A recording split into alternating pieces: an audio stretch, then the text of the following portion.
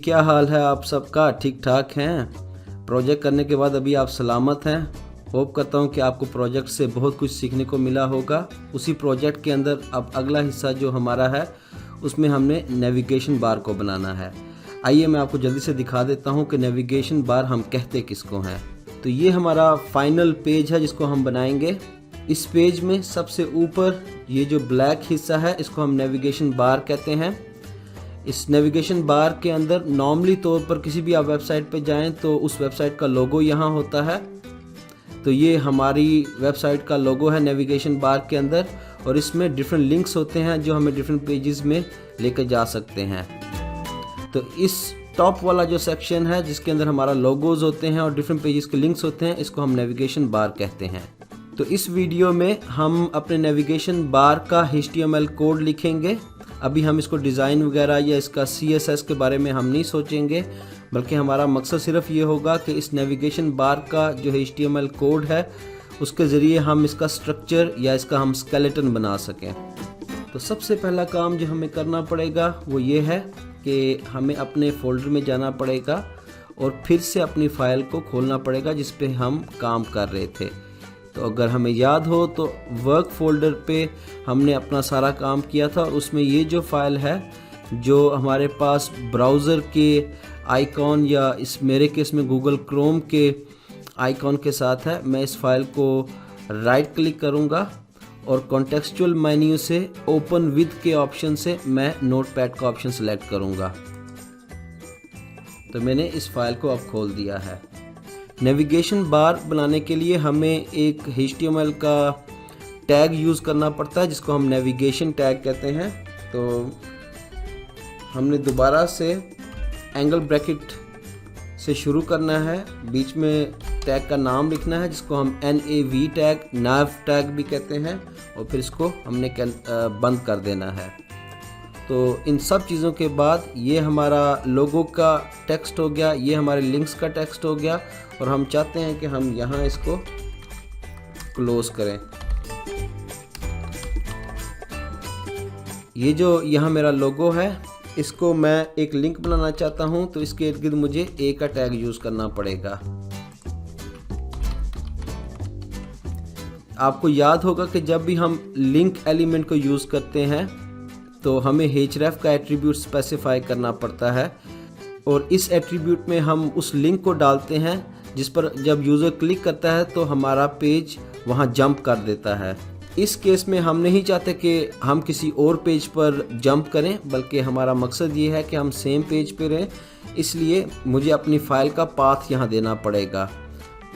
तो / डाला, मेरी फ़ाइल का नाम है lesson3.html, और / से मुराद ये होती है कि मेरी ये फाइल सेम फोल्डर के अंदर है।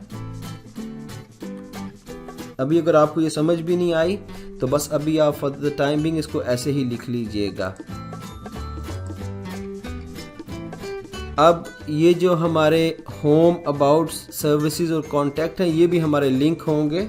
सबसे पहले हम इसको लिस्ट बनाना चाहते हैं और ये हमारी अनऑर्डर लिस्ट है, सो हम UL का टैग डालेंगे और UL के टैग को यहाँ हम एंड कर देंगे, और इसमें से हर एक लिंक ये हमारा लिस्ट आइटम है।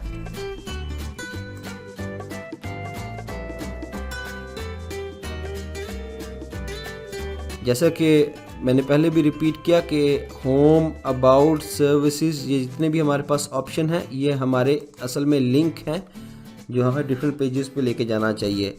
इस केस में हम एक ही पेज बना रहे हैं तो किसी और पेज पे नहीं जाएंगे इनको, लेकिन हमें लिंक ज़रूर बनाना पड़ेगा। तो लिंक के लिए हमें A एलिमेंट को इस्तेमाल करना पड़ता है, और आपको पता होगा कि जब भी हम A एलिमेंट को इस्तेमाल करते हैं हमें href का ऑप्शन भी देना पड़ता है। अगर हम ये नहीं चाहते कि हम किसी भी पेज पे जाएं तो हम एक डमी वैल्यू यहाँ डाल देते हैं जिसको हम प्लेस होल्डर भी कहते हैं, और इस प्लेस होल्डर का मकसद ये होता है कि ये खाली यहाँ जगह फिल करने के लिए है। हकीकत में जब भी इस लिंक पे कोई क्लिक करेगा तो हमारा पेज कहीं और नहीं जाएगा। तो ये जो हैश का सिंबल है ये खाली यहाँ प्लेस होल्डर है। इसी तरीके से बाकी तमाम को भी मुझे एंकर टैग से या लिंक टैग से सराउंड करना पड़ेगा, तो मैं अभी वो करता हूँ।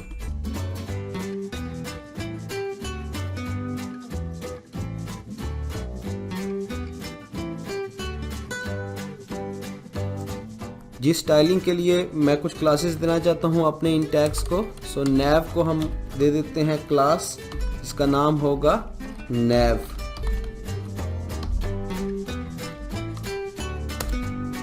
फिर मैं ये भी चाहता हूँ कि मेरा नेविगेशन बार मेरे ब्राउज़र की फुल विड्थ जितना ना हो, यानी कि ये यहाँ से शुरू होकर लेफ़्ट टॉप कॉर्नर से शुरू होकर राइट टॉप कॉर्नर तक ना हो, बल्कि मिडल में हो।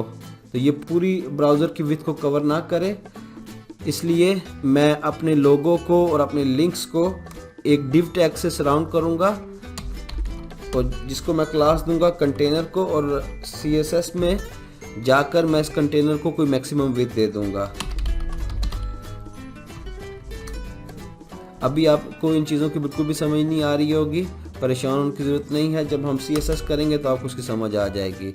लेकिन यहाँ div टैग को क्लोज करते हैं आफ्टर UL के। ये जो लिंक है हमारा एंकर टैग है जो हमारी लोगो को कवर कर रहा है, इसको हम क्लास देते हैं लोगो की।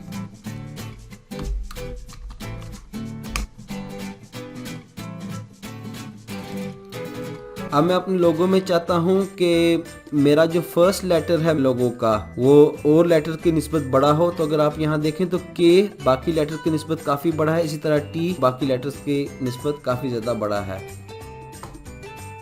इसीलिए मैं एक टैग है जिसको कहते हैं स्पैन, उसको यूज़ करूँगा।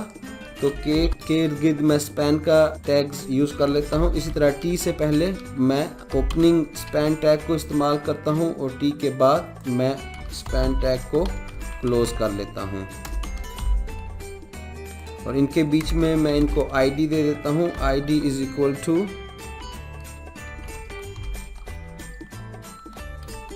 लोगो फर्स्ट लेटर। यही ID मैं दूसरे को भी देना चाहता हूँ, तो मैं इसको कॉपी करता हूँ, और जहाँ मैं दूसरा स्पैन एलिमेंट यूज़ किया हुआ है T से पहले, उसको भी यही ID दे देता हूँ। अब आप मुझे कहेंगे कि डिव और स्पैन में फ़र्क क्या है। डिव ब्लॉक लेवल एलिमेंट है, जबकि स्पैन इनलाइन एलिमेंट है, और इन दोनों को हम कह सकते हैं कि ये काइंड ऑफ ग्रुपिंग एलिमेंट्स हैं जो हम स्टाइलिंग के लिए या स्ट्रक्चरिंग के लिए इस्तेमाल कर सकते हैं। अब हम इसको सेव भी कर लेते हैं। सेव कर लिया, और अगर हम इसको चेक करना चाहते हैं कि ये कैसा लगेगा अभी ब्राउज़र के अंदर हमारी सारे चेंजेस, तो हम अगर इसको डबल क्लिक करें तो अभी आप देखें कि इनकी जो फॉर्मेटिंग है ये बिल्कुल भी हमारे हिसाब से नहीं है। लेकिन ये सब कुछ हम जाके CSS में चेंज बाद में कर लेंगे। लेकिन इस सारे प्रोसेस के बाद हमने अपना नेविगेशन बार का HTML कोड फिनिश कर लिया है। अगले लेसन में अब हम CSS से स्टार्ट करेंगे। अपना बहुत सारा ख्याल रखिएगा, और मैं आपको अगली वीडियो में मिलूँगा। अल्लाह हाफ़िज़।